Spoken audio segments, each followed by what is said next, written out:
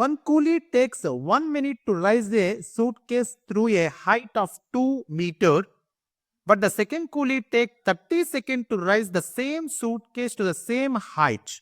The power of two coolies are in the ratio of. Okay, so here they are asking the power. We know that the power is equal to work done divided by time taken. Work done divided by time taken. Okay, here the work done is equal to, we know that m into g into h is the same in both the case. That means lift the suitcase from lower level to higher level. That is the work done. But the time is equal to, that is the power of one coolie to the power of second coolie, that is P1 by P2 is equal to T2 by T1.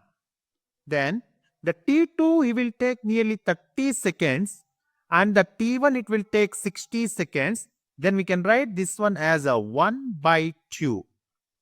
That means the ratio it will becomes of the first coolie to the second coolie of power, it is 1:2. Option D is our right answer.